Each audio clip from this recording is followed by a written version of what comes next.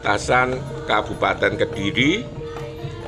Saiki awake dhewe munggah neng Kabupaten Malang, tepate Desa Pondok Agung, Kecamatan Kasembon. Dulur-dulur, kanan jalan dusun terakhir saka Desa Pondok Agung, jenenge Dusun Mendalan, Desa Pondok Agung, Kecamatan Kasembon, Kabupaten Malang. Hasri tenan lur. Mundur, Pak.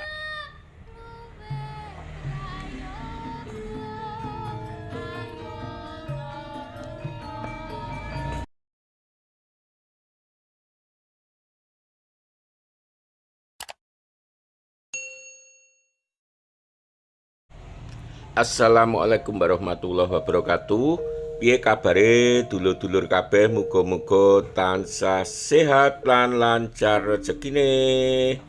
Bendung Siman dulur-dulur utawa Waduk Siman, Kecamatan Kepung, Kabupaten Kediri.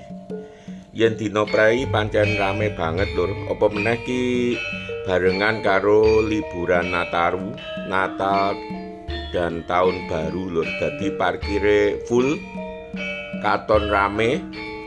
Ning dina iki dulur-dulur ora takjak ngevlog neng waduk iki. Iki mung nggih pengantar bae, setatku saka Bendung Siman dulur-dulur. Dina iki bakal takjak nenggone wilayah Kabupaten Malang kang paling pinggir, yaiku Desa Pondok Agung, Kecamatan Kasembon, Kabupaten Malang. Aku kan sering dulur-dulur dolan nenggone wilayah Desa Pondok Agung mau. Lan tak rasake desa kok dawa utawa wombo banget. Lah makane kingko arepe tak ukur tenenan pira sejatine panjange utawa ombone Desa Pondok Agung iku. Sing jelas yen perjalanan apa meneh yen dalane elek, kuwi iso butuh waktu puluhan menit utawa jam dulur-dulur. Saiki sih nek nggone sekitaran waduk utawa Bendungan Siman, Kecamatan Kepung, Kabupaten Kediri. Iki asale banyu dulur-dulur. Dadi waduk utawa Bendung Siman mau kuwi nampung banyu saka pembangkit listrik tenaga air, yaiku ana loro dulur-dulur. PLTA Siman, sing keloro PLTA Mendalan. Yen PLTA Siman kuwi masuk wilayah Kecamatan Kepung, Kabupaten Kediri. Yen PLTA Mendalan iku masuk Kabupaten Malang, tepate neng Desa Pondok Agung. Oke dulur-dulur, sadurunge tak bacot, tetep tak elingke sapa sing durung subscribe, monggo enggal subscribe kanggo nambah semangat nggonku gawe video dulur-dulur. Ana telung apa ki perkara sing gawe asike perjalanan iki dulur-dulur. Sing pertama ngliwati jembatan lahar, ana kali lahar kang batesi antarane Kabupaten Malang lan Kabupaten Kediri dulur-dulur. Dadi sing diliwati iki sawetara Kabupaten Kediri, Desa Siman. Terus ngarepke ana jembatan lahar dulur-dulur. Dadi jembatan lahar kuwi ora kaya jembatan liyane. Yen pas debit lahar dingin saka Gunung Kelut gede, jembatan iki ketutup lahar dulur-dulur. Jembatan lahar perbatasan Kabupaten Kediri. Saiki awake dhewe munggah neng Kabupaten Malang, tepate Desa Pondok Agung, Kecamatan Kasembon. Dulur-dulur, kanan jalan PLTA Siman. Sanajana panggonane ana Kabupaten Malang, ning jenenge PLTA utawa pembangkit listrik tenaga air wilayah Siman dulur-dulur. Engko tak sepil dulu. Lagi.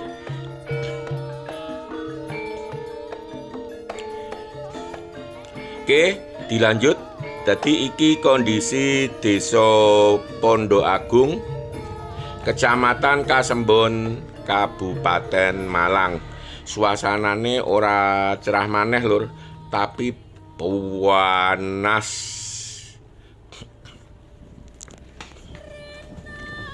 Saka Pondok Agung iki awake dhewe iso tembus menyang pusat kota Kecamatan Kasembon, ngliwati Desa Mbayem dulur-dulur. Lagi ana Tugu Pancasila yang ngiri kuwi arah Kasembon. Ki dulur-dulur arepe takjak njelajahi kaya apa to ombone utawa panjange Desa Pondok Agung iki. Kimang kilometere wis tak delok nek speedometer lur. Engko karek nambah sampai pok-pokan desa. Sing jelas perjalanane meh sak jam lur. Yen santai-santai. Sejatine ora santai tapi pancen dalane akeh sing rusak. Cawetara ki pancen apik lur. Tapi engko diluk paling ya rusak.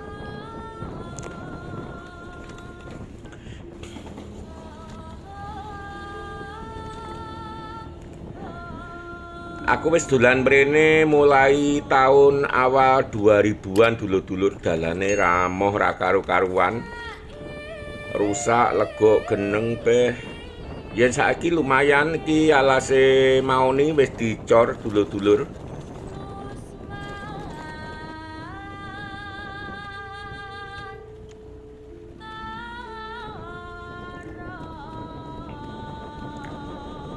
Alas mauni rapet banget lur. Dadi memang koyoke dirapetne mengko bisa tebang pilih, terus yang cilik-cilik nyusul gedhi ngono lho.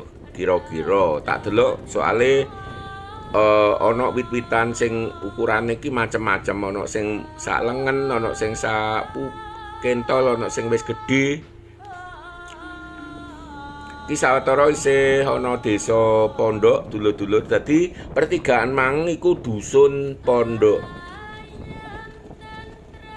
Yen desane utawa kelurane Pondok Agung ki ana pirang-pirang dusun lur, sekitar 7 sing tak ngerteni. Engko coba karo mlaku disepil siji-siji. Engko awake dhewe sing diliwati sekitar 4 dusun dulur-dulur. Dusun ki ya gampange sebanding karo RW lur, sak dusun biasane sak RW. Jadi sing diliwati dhewe mengko petang RW kaya apa ombone. Ki wis bar metu saka lingkungan alas perkebunan masuk dusun sing pertama diarani Dusun Bocok dulur-dulur, BOCOK. Lah nek kene iki ana keistimewaane ana Candi Bocok. Mlebune pas masjid lur. Awake dhewe masuk pertigaan iki ngiri ana plat ijo iku. Yen dulur-dulur penasaran kaya apa candine, iso dibuka-buka ae judule Candi Bocok nek channel iki. Dina iki aku memang spesial pengen perjalanan sangat panjang nganti pok-pokane Desa Pondok Agung lur. Yen perkiraanku awal sekitar 5 sampai 7 kilo panjange. Tapi engko dibuktekne ae karo speedometere sing luwih pasti dulur-dulur. Dadi angger bar dusun mengko ana bulak utawa alas ngono mlebu dusun berikutnya. Sing pertama mau pertigaan ana Tugu Pancasila dusun Pondok, terus sing bar diliwati awake dhewe mau dusun Bocok. Sing selanjutnya iki dusun Rekesan, REKESAN dulur-dulur. Beh dusun Rekesan ki tak eling-eling ki angel, tapi amarga sering tak pikir akhirnya eling. Dalane amoh lur. Sejatine ya wis beberapa kali diaspal cuma amoh maneh mergo ya ana truk materialan amot watu lan pasir lur. Koyok ngene iki lho dadine perjalanan jan gak nyaman blas.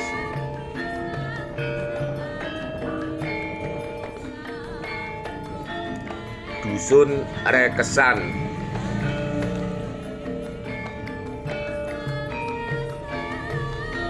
Yen nang dusun Rekesan iku istimewane ana semacam bangker lur.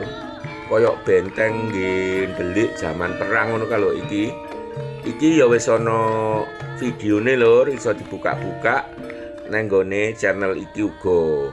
Makane dulur-dulur sing durung subscribe tak elingne maneh ndang ditekan tombol subscribe supaya yen enek video anyar saka aku dulur-dulur ndang mangerteni.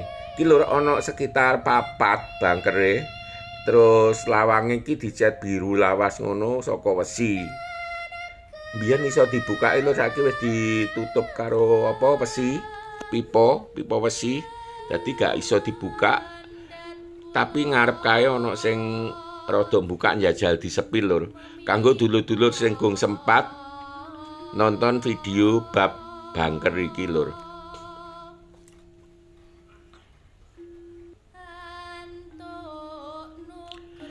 Iki lho lur ya mung koyo ngene iki. Ning info kedua iku jarene kanggo nyimpen peralatan listrik ya barang-barang teknik saka PLTA Mendalan dulur-dulur. Lingkungan persawahan karo Kali Lahar kuwi lur apik banget yen pas ngene iki. Mergo ketok ijo lah, terus sing keloro jembatane anyar lur. Dalane yo sanajan gak dawa mau diaspal jos. Kali Lahar yo saka Kali Lahar kuwi lur anune apa jenenge materialan sing diangkuti truk-truk perusak jalan. Yo watu, pasir. Ngene iki nang ndi lur fenomena perusakan jalan oleh truk material. Dilanjut lur dalane ki mau saka dusun Rekesan, dusun ketiga masuk dusun keempat lur iki. Yen gak keliru dusun Gobet lur, GOBET. Aneh jenenge. Rekesan mau kanggeku yo aneh, Gobet yo aneh. Ya mergone ora bendina krungu. Ki lur ngarep PLTA Mendalan.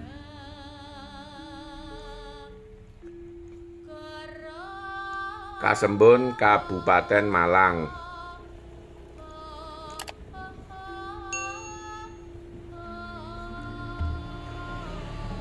Lokasine neng dusun Gobet.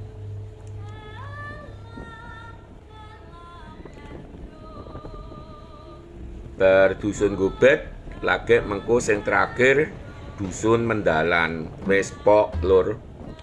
Asik perjalanannya umpama dalane alus kabeh. Iki alus mergo gak diliwati truk materialan. Sing nyonyor ya sing bagian ngisor-ngisor mau. Mergo rata-rata truk materialan ki mudhun.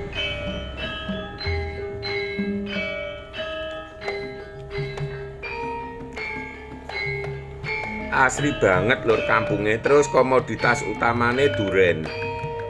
Ki fenomenanya lur, neng dindi yen cocok petani akeh sing nandur duren. Lan kene iki jarine salah siji kang durene rasane mantep. Cuman yo sayange aku gak seneng duren. Lah sempalan kanan jalan lur iku iso tembus Waduk Selorejo. Jarake ya sekitar kurang luwih 10 kilo lur, lewat bukit dalan setapak. Wangel mergo aku ya tau ngalami pertengahan tahun 2000-an kepungkur lur. Ki awake nek nggone masuk dusun Mendalan dulur-dulur ana tulisane utama komoditas duren lur. Cuma patunge duren mau cilik banget. Ki cor dalane yen ki malahaman lur gak mungkin tinggi lalu lalang truk materialan. Asri banget lur kampunge sanajan desa paling pelosok tumrap Desa Pondok Agung tapi omah-omah apik, terus kebersihan terjaga, koyok gak ono plastik utawa kertas nek pinggir-pinggiratan lur. Engko njajal disepil koyok apa saluran aire apa ya resik. Lagi lur, masjid sing aneh dadi koyok dadi sebagian tingkat 2 kuwi nek ndhuwure dalan.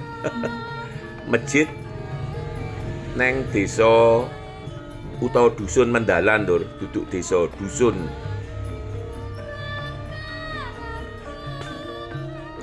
Ki awake dhewe wis meh teko ujung kampung dulur-dulur.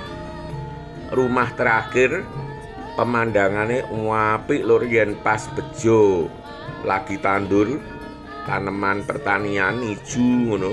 Muga-muga ya ngono mengko.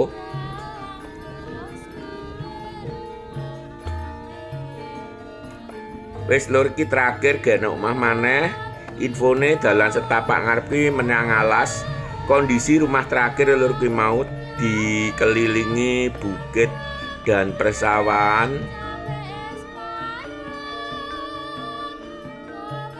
Banyune bening tenan lur. Iso dipirsani dhewe melimpah. Dadi gak mokal yen pertanian subur sayur, palawija. Dusun terakhir saka Desa Pondok Agung. Jenenge Dusun Mendalan, Desa Pondok Agung, Kecamatan Kasembon, Kabupaten Malang. Weh asri tenan lur. Mundur, Pak.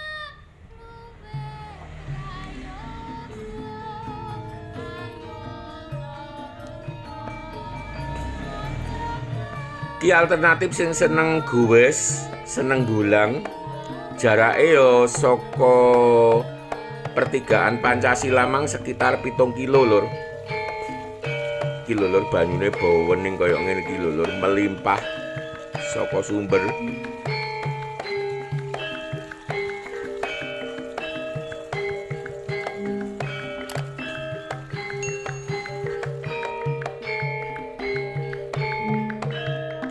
Lah betul loh, mang tak delok 92 lur, iki 99 burine.